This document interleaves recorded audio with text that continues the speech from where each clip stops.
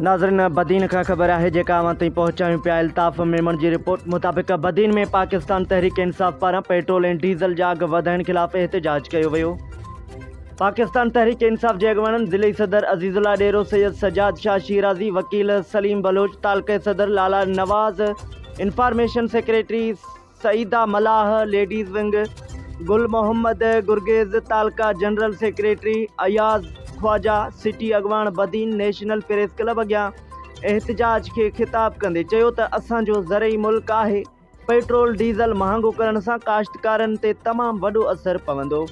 उन सां गॾोगॾु खाधे पीते जूं शयूं पिणु तमामु घणियूं महांगियूं थी वियूं आहिनि। तेल महांगो करणु अवाम दुश्मन पॉलिसी आहे जेका अवाम क़तई मंज़ूर नथी करे।